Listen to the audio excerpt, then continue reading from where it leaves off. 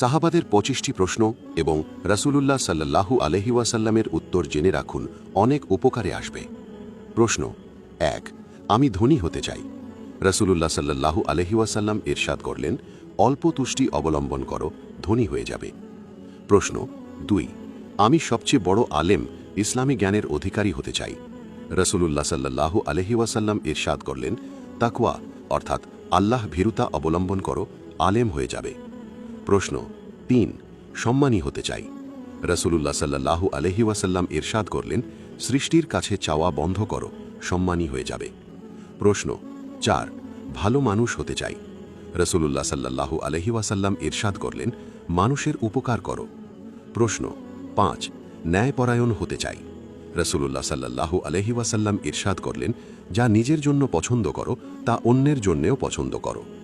প্রশ্ন 6, শক্তিশালী হতে চাই। রাসূলুল্লাহ সাল্লাল্লাহু আলাইহি ওয়াসাল্লাম ইরশাদ করলেন, আল্লাহর ওপর ভরসা করো। প্রশ্ন 7, আল্লাহর দরবারে বিশেষ মর্যাদার অধিকারী হতে চাই। রাসূলুল্লাহ সাল্লাল্লাহু আলাইহি ওয়াসাল্লাম ইরশাদ করলেন, বেশি বেশি আল্লাহকে স্মরণ করো অর্থাৎ জিকির করো। প্রশ্ন 8, রিজিকের প্রশস্ততা চাই। রাসূলুল্লাহ সাল্লাল্লাহু আলাইহি ওয়াসাল্লাম ইরশাদ করলেন, সর্বদা ওযু অবস্থায় থাকো। প্রশ্ন 9, আল্লাহর কাছে সমস্ত দোয়া কবুলের আশা করি। রাসূলুল্লাহ সাল্লাল্লাহু আলাইহি ওয়াসাল্লাম ইরশাদ করলেন, হারাম খাবার হতে বিরত থাকো। প্রশ্ন 10, ঈমানে পূর্ণতা কামনা করি। রাসূলুল্লাহ সাল্লাল্লাহু আলাইহি ওয়াসাল্লাম ইরশাদ করলেন, চরিত্রবান হও। প্রশ্ন 11, কিয়ামতের দিন আল্লাহর সাথে গুনাহমুক্ত হয়ে সাক্ষাৎ করতে চাই। রাসূলুল্লাহ সাল্লাল্লাহু আলাইহি ওয়াসাল্লাম ইরশাদ করলেন, জানাবাত তথা গোসল ফরজ হওয়ার সাথে সাথে গোসল করে নাও। প্রশ্ন 12, গুনাহ কিভাবে কমে যাবে। রাসূলুল্লাহ সাল্লাল্লাহু আলাইহি ওয়াসাল্লাম ইরশাদ করলেন, বেশি বেশি ইস্তেগফার করো অর্থাৎ আল্লাহর নিকট কৃত গুনাহের জন্য ক্ষমা প্রার্থনা করো। প্রশ্ন 13, কিয়ামত দিবসে আলোতে থাকতে চাই। রাসূলুল্লাহ সাল্লাল্লাহু আলাইহি ওয়াসাল্লাম ইরশাদ করলেন, জুলুম করা ছেড়ে দাও। প্রশ্ন 14, আল্লাহর অনুগ্রহ কামনা করি। রাসূলুল্লাহ সাল্লাল্লাহু আলাইহি ওয়াসাল্লাম ইরশাদ করলেন, আল্লাহর বান্দাদের ওপর দয়া অনুগ্রহ করো। প্রশ্ন 15, আমি চাই আল্লাহ তাআলা আমার দোষ ত্রুটি গোপন রাখবেন। রাসূলুল্লাহ সাল্লাল্লাহু আলাইহি ওয়াসাল্লাম ইরশাদ করলেন, অন্যের দোষ ত্রুটি গোপন রাখো। প্রশ্ন 16, অপমানিত হওয়া থেকে রক্ষা পেতে চাই। রাসূলুল্লাহ সাল্লাল্লাহু আলাইহি ওয়াসাল্লাম ইরশাদ করলেন, জিনা তথা ব্যভিচার থেকে বেঁচে থাকো। প্রশ্ন 17, আল্লাহ এবং তার রাসূল সাল্লাল্লাহু আলাইহি ওয়াসাল্লামের নিকট প্রিয় হতে চাই। রাসূলুল্লাহ সাল্লাল্লাহু আলাইহি ওয়াসাল্লাম ইরশাদ করলেন, যা আল্লাহ এবং তার রাসূল সাল্লাল্লাহু আলাইহি ওয়াসাল্লামের নিকট পছন্দনীয় তা নিজের জন্য প্রিয় বানিয়ে নাও। প্রশ্ন 18, আল্লাহর একান্ত অনুগত হতে চাই।